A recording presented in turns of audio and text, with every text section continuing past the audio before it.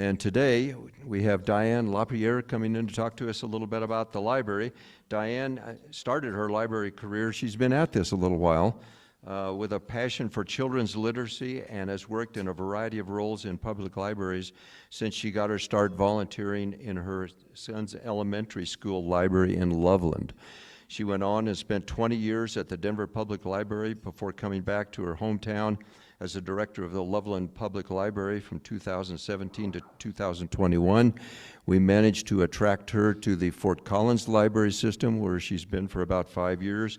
She's the executive director there, and she works closely with our community members and staff and library board to create opportunities and build connections and strengthen the community through our library system. She knows a little bit about Rotary because you just left the Rotary Club up there, right? And as soon as she left, they awarded her with the Loveland Rotary recognition for Citizen of the Year out of that Rotary Club. She is a past president of that Rotary Club. So there might be a role for her in a Rotary Club in northern Colorado, closer to where she works here, but we'll talk about that later. She's also the only flamingo dancer that we've ever had speak to this club, and she's also involved in watercolor painting and her son's rugby team. She's the #1 cheerleader. So tell us about the library, Diane.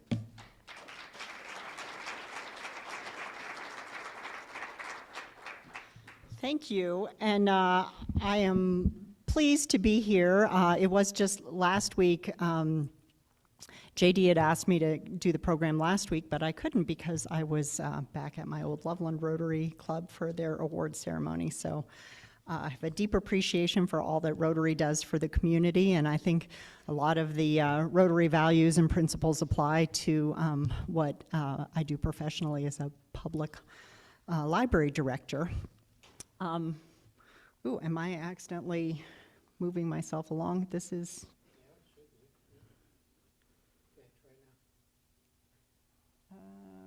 Okay, there we go backwards. So a little bit of our history of Poudre Libraries, which started as Fort Collins Libraries.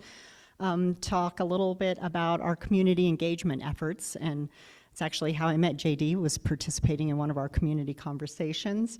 Talk a little bit about what we do now as Poudre Libraries. Public libraries remain a strong and valued community resource.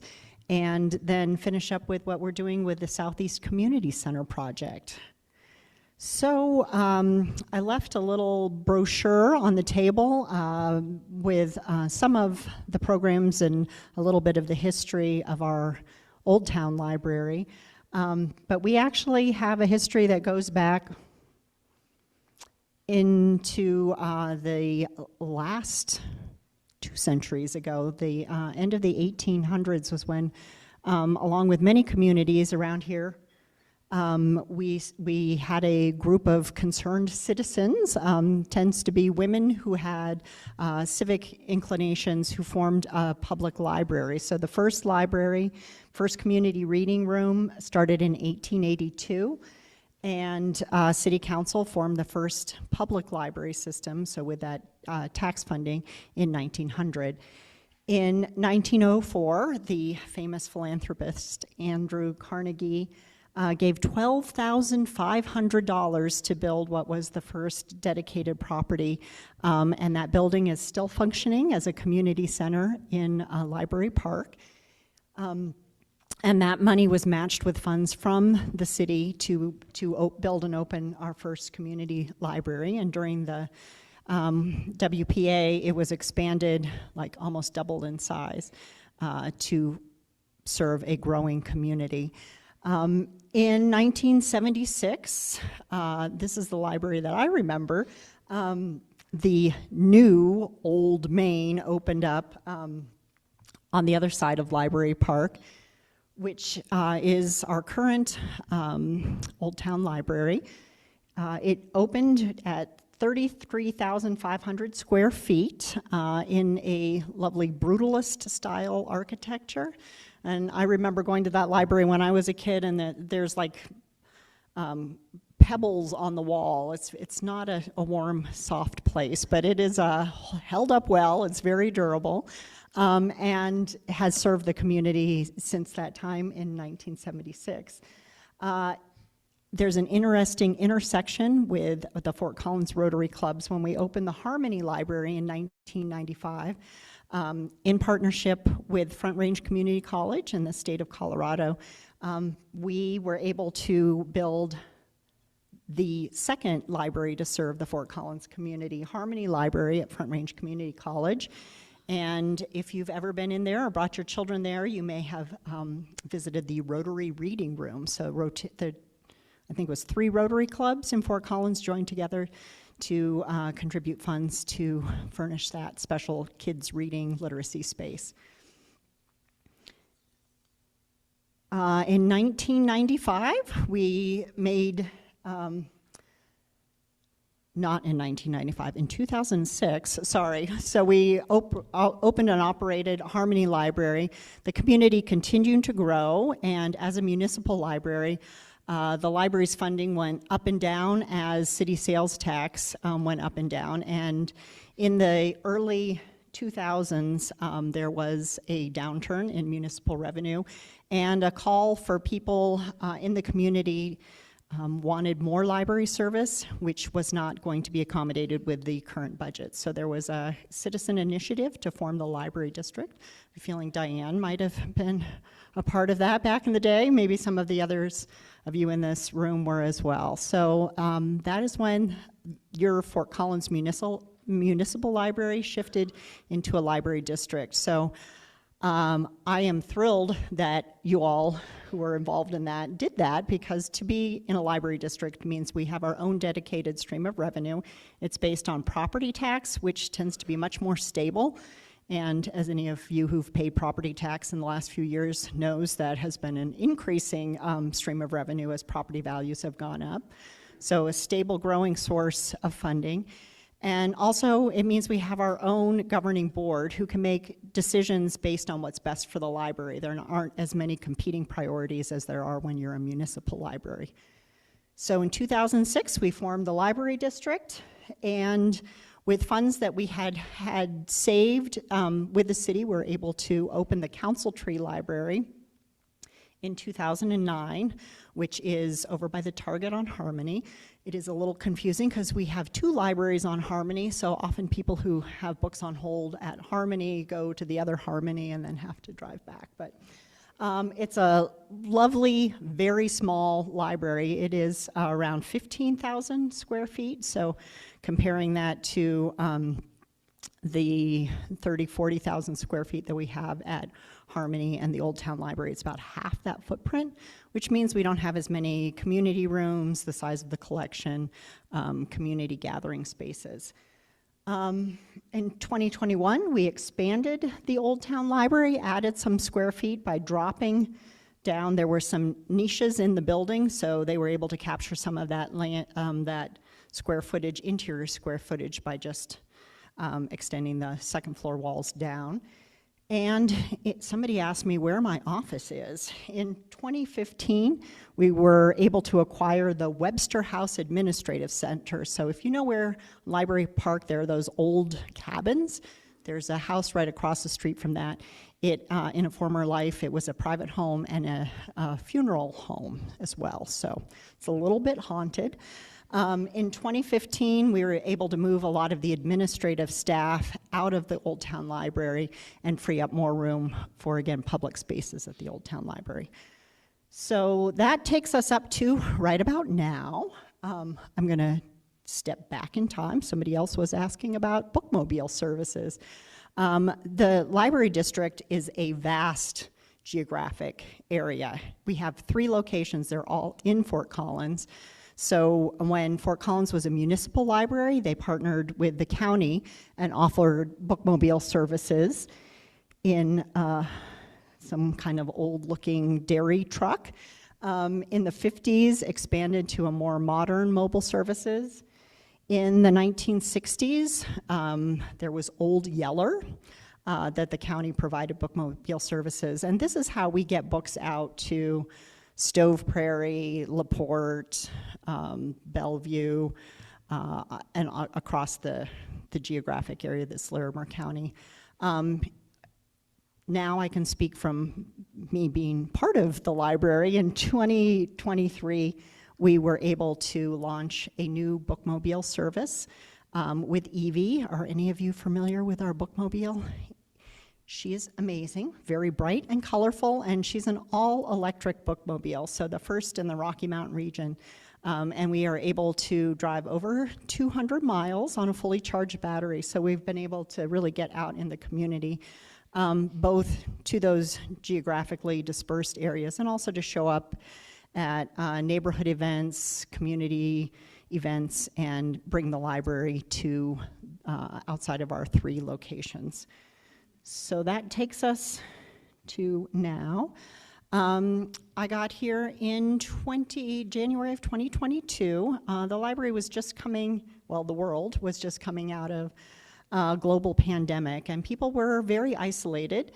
And we had a lot of work to do to get people to re-engage in community, to get out of that sort of sense of safety and isolation where we had been staying for a few years.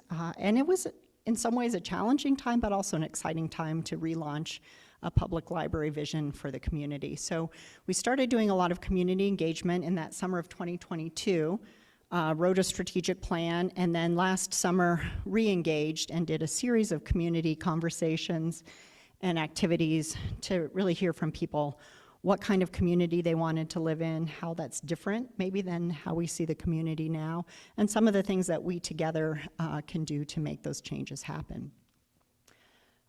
So that was the work of the summer of 2022, and we use a different technique.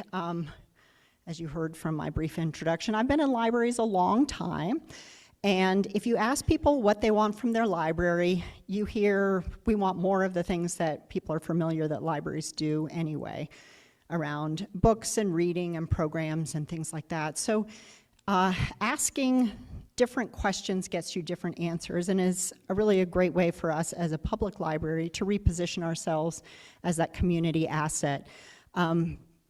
Our history, the first thing you think when you think about libraries is books. So we know that, you know that, hopefully, that we are and will continue to be a place where people come to learn, to read, to grow, and connect around literature and learning.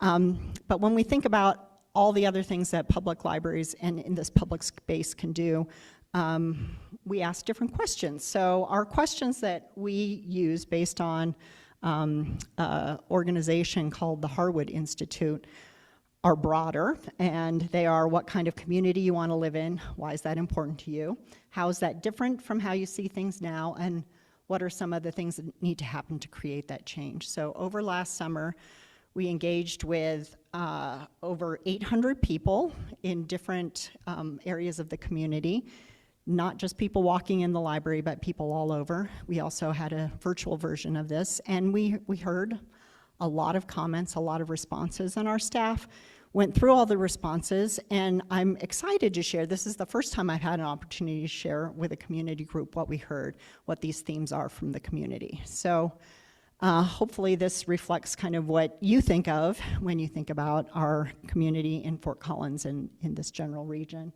The first thing that people said that they want in their community is a community centered on care, support, and kindness. I think we often focus on division, friction, negative interactions, but when you really talk to people, they share a value around care, support, and kindness. Community members want to live in a place founded on compassion, kindness, and mutual support, where people know each other and look out for each other. We heard a lot of stories about people who remember the days when you went to your next door neighbor to borrow a cup of sugar, or somebody would help shovel the lawn, not the lawn, the sidewalk. We don't have snow anymore, so I forgot what that's like. And look out and take care of each other. So that was the thing that rose to the top. Most of the people had to talk about. Also, people care very much about a sense of inclusion and belonging. Community members want to live in a place that's welcoming to people of all ages, backgrounds, beliefs, and abilities, where people feel safe and valued no matter their background, identity, or beliefs. So this sense of inclusion and belonging creates a sense of safety and well-being in people who live in the community. And it connects, I think, also to that sense of kindness and caring about each other. So that was also very important to people who live here. Connection and engagement, and this is definitely a through line from coming out of the pandemic and that sense of everybody living in a very fragmented, larger society. But we, people in our community, want to feel that sense of connection. They want a reason to connect with other people in the community, and they want to have the tools and abilities to have healthy civic engagement, to come together for a shared purpose on a project. I think this is something that Rotarians are great at, that sense of coming together with a shared purpose to make things better. And access and equity. We have a wonderful community full of a lot of resources, and people are concerned often that the things that can help people who need them the most are difficult to access and provide for. It's not that we don't have the resources, it's all those barriers that are put in place that keep people from needing that help to accessing it. So your contribution to Project Self-Sufficiency is an excellent example of ways that we can work together to bring those resources to the people who need them. There was a quote from somebody who participated in one of our focus groups that said, "I have experienced our community as a parent with limited resources and later as a community member with increased resources and ability to access what our community offers. I think our community can do a better job at increasing access to a variety of services for community members with more limited means." So that's something that then I can take as a library director, all of these themes, and try to figure out, now what do we do? What can the space and the resources of the public library do to engage and move us towards this shared vision, these shared aspirations? One of the things that's very strong in the DNA of public libraries is around education and learning, lifelong learning. We have a community with wonderful public schools, with Front Range Community College and CSU, so these formal academic settings. And we also have people who live here who value learning and education throughout their lives, which I think is kind of a sweet spot, again, for public libraries. Learning across a wide range of topics and ideas, and there's also a sense that when we come together and learn together, we build those connections with each other. And you're not surprised that in Fort Collins, people care very much about the environment. Ideas around sustainability and environmental stewardship are very important. Those qualities that drew us and our families to live in this beautiful place, we want to preserve for the future and make sure that access to nature and taking care of the environment stays a strong theme in our community. So with all of that, we've built a new strategic plan, which I am not here to tell you all about my strategic plan as much as I love strategic planning, but I wanted to kind of now show you the things that we do in our public library that support these themes and support the community. Somebody at my table asked me, do people still read books? Yes, they do.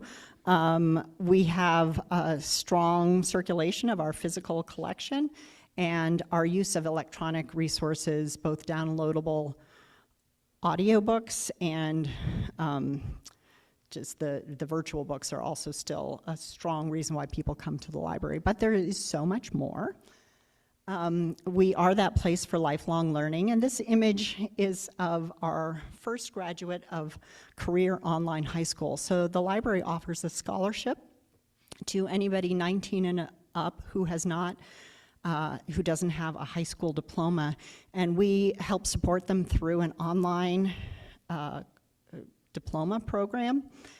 It's not a GED, it's an actual high school diploma, and it pairs that passing your high school, getting your diploma with career preparedness in a number of different areas, hospitality, healthcare, etc. So that's one way that we support that lifelong learning. But we also do it in a number of just more kind of fun and easy access. The brochure that I left on the table is just a sampling of some of the programs that are going to be offered in the month of March. And it's learning for those early literacy experiences for children in story time through traditional things that you'd think of like book discussion groups, arts, crafts, and technology learning, and just a whole wide range of subjects. We also support small businesses and entrepreneurs at the library. Out of our Harmony Library, we have a business librarian who will meet one-on-one with people who are starting or growing their businesses and help connect them to the tools, databases, research, and business planning support that they would need to grow their business. And we do a lot of work in conjunction with the Small Business Administration and other business supporting organizations. I already mentioned programs. The area that I think is of the most growth in our library and public libraries is around programming. Libraries used to be much more just transactional, come in, check out your books, and go. If you were a kid, you might come for a summer reading program or a story time. But just the amount of people who come to the library to connect with other people, to learn together, have fun, and explore is really where we're growing. Our door counts keep increasing year over year.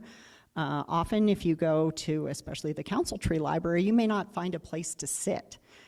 We are so busy and so many people coming to the library to get out of their house if they need a place different from where they live to work or read or whatever. And it's also a third space. People who work from home like to come there, or people who work in an office environment who might just want to get out of that space. Don't charge admission, and you don't have to drink coffee. You can just show up. I don't know how I'm doing on time. Okay, you were not my signal. Okay, good. You're great. And outreach, I talked a little bit about EV, and our outreach is not only about taking the books. If you walk into EV, our van, you will find all of the hottest, nicest, shiniest books to tempt people who are coming to check out from EV, but we also do programming out of EV, so we can do a story time or a technology program or other things out of it, and we issue a lot of cards out of EV for people who can't necessarily get to a library on a regular basis.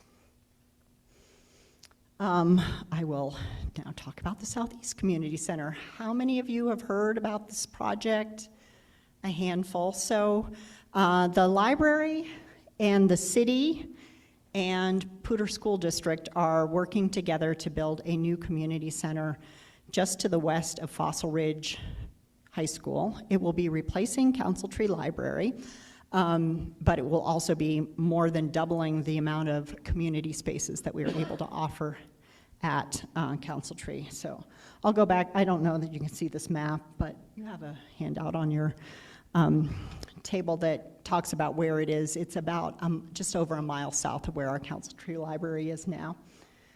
Near Fossil Ridge High School, Twin Silo Park. There are actually 5 schools within walking distance of where this library and recreation community center will be. It will have library. It will have outdoor aquatics programs, indoor aquatics, and a full recreation center, and a lot of just community gathering spaces. So the origins of the community center started in 2013 with a recreation feasibility study that identified this part of Fort Collins as growing a lot and having none of that sort of city recreational infrastructure that you would find at Epic or Mulberry Pool or some of the senior centers. So a need in that part of the city. In 2015, there was a quarter-cent community improvement tax passed, and mentioned in that language was the Recreation, Aquatics, and Innovation Center. The library and the recreation have both done master planning and had overlapping area of need in that part of town. And in 2023, we were able to sign an intergovernmental agreement with Poudre School District. They have given a 10-acre parcel of land that they owned in order to build this facility on it. And the benefit for the schools, for Poudre School Districts, is they will have access to the indoor swimming for their swim program. So it's a great way that they benefit. They don't have to build their own swimming pools, and we have a wonderful parcel of land right where we needed it. We've created a project charter, and we've gone through design concept. We have our funding in place, and we had done, again, a lot of community engagement and worked with people to really try to make sure that we reflect in this facility what people have desired. The partnership, our motto, not original, is better together.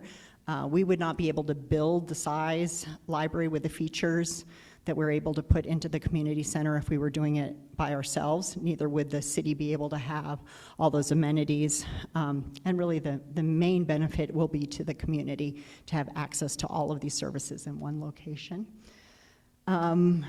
It will have this full-service library, 2 large community rooms that can be divided into different spaces, an innovation space, which we don't offer in any of our libraries right now, where people can access technology, arts and crafts, and other creative spaces to make things. And I mentioned that proximity to the schools will really give our students in that area a wonderful place out of school time, to be in a nurturing, enriching, educationally focused area. And we're building in flexibility and adaptability to shift over time, because whatever we think is the latest and greatest now will shift. It's just I know people in the back probably can't see all of this, but it shows the outdoor swim area, the indoor swimming pool, 2 gymnasiums, a walking track up above. There will be studio dance spaces, weight spaces.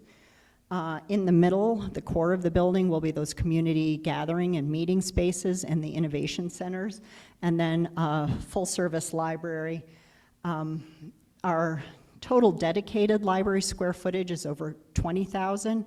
Right now, Council Tree is 15,000, and then if you add in the meeting room and community commons area, that's an additional almost 9,000 square feet. So it will feel much larger, and hopefully you'll be able to find a place to sit if you visit.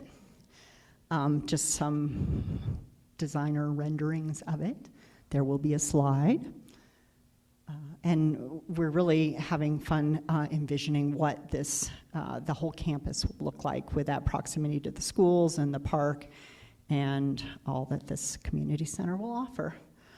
Last thoughts are just a reaffirmation of our core value as a public library to provide this free and equal access to our services to all people of the community, and how really unique that is in our world today. We do a lot of programs. We try to get lots of different people from different parts of our community in this shared space together to learn and explore and grow. The only thing that you absolutely have to know is the location of the library, according to Albert Einstein, and he knew a lot of things. I think I have 12 seconds for questions, but I can also stay afterwards. You have more time than that, but Okay. we wanted to make sure that there were enough time for questions, so. Okay. All right, I'll start here. And then... All right, I'll let you just run the microphone around. It looked like you had a slide regarding timeline, but I couldn't read it. For the community center, Yeah. when does construction start, and when do you expect it to be open to the public? So we go between the planning or go before planning and zoning next month, and we hope to break ground in June. We're trying to coordinate the construction with when the school is out of session so that we can put things under the parking lots. And hope to open to the public in first quarter of 2028. So we're 26 now. 2 years from now, we'll have a grand opening celebration. Could you talk, I'm a power user of the library. Great. And could you talk about the expansion of streaming services, audiobooks, those kinds of things, in contrast to maybe CDs, spending money on audio CDs and those, and what the financial challenge is with that? Right, so you may think a digital copy of something would cost less than a physical copy, but libraries pay so much more for a digital edition of any sort of content. So we've, and yet that's where the growth is. That's where a lot of people access our collection and want to use the collection. So we're trying to balance buying those traditional formats with the electronic resources. If we buy like one copy of a downloadable book, that may cost 3 times as much or more as the print copy. And we can only check that out one time, one person at a time. It's not like you buy it once and anybody can use it at the same time.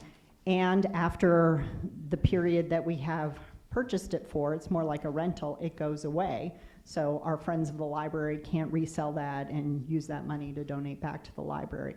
So it's a difficult model right now.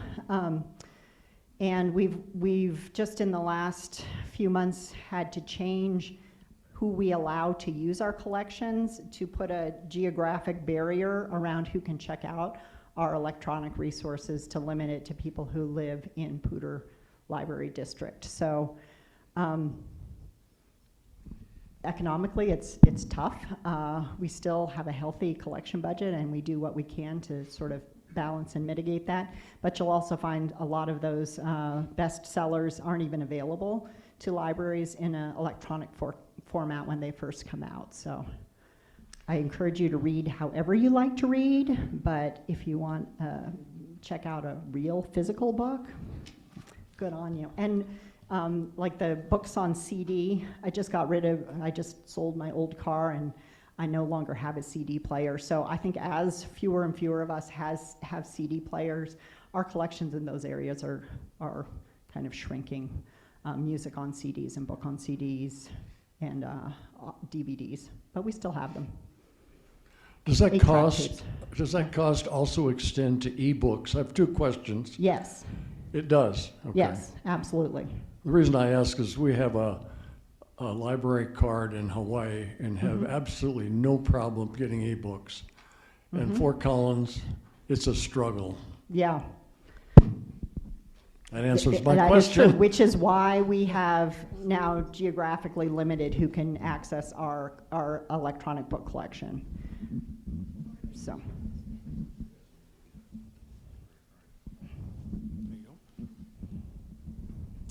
Couple questions.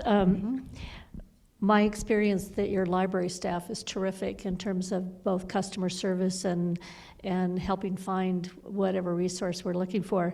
I'm curious how you do ongoing staff training and to keep that customer orientation alive.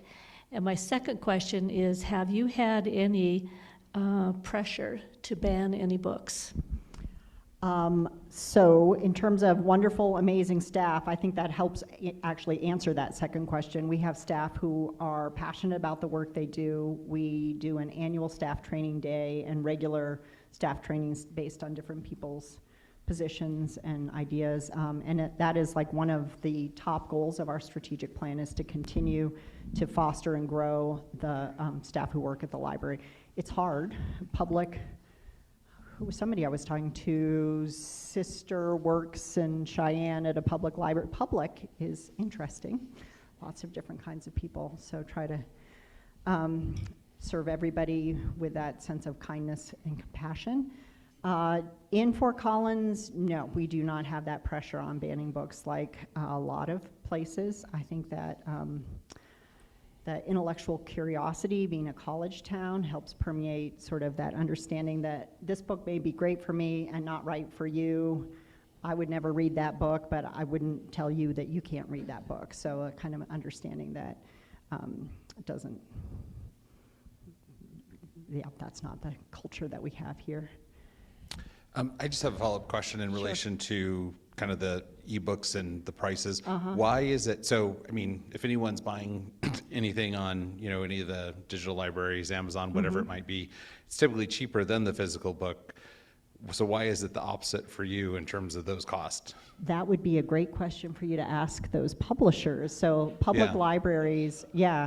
I mean, it used to be for a print book, there was a discount for public libraries to purchase large quantities of print books. With it's the inverse is true with the digital publishing. I think there's a concern that, you know, we would buy the digital books and then nobody would buy them for themselves.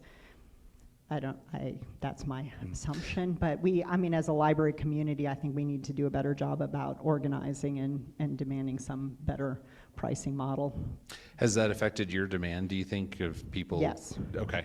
I mean, if you talk to the person who gets the books in Hawaii, I mean, I know I look at other libraries, if there's too long of a wait list for a book that we have in Poudre libraries for our digital copy, I mean, we will regularly have like 230 people waiting for a new title. And we try to keep that hold ratio as low as we can, but it's just, we can't afford to do that. Yeah. I'm certainly surprised. I think a lot of us are surprised to learn that, so. Yeah. Any other questions? Awesome. Well, thank you so much. Well, thank you. Appreciate This it. has been great. As you know, as Rotarians, we're very big into literacy, so you being here is very key. And in honor of your presentation today, we're going to make a donation to Book Trust, which I'm assuming you're familiar with. So where we're donating to, so kids can have their own books. So what you provide is great, but to have your own book that you don't have to give back in 2 weeks is really cool too, as part of building literacy overall. So great, thank you so much. Please come back.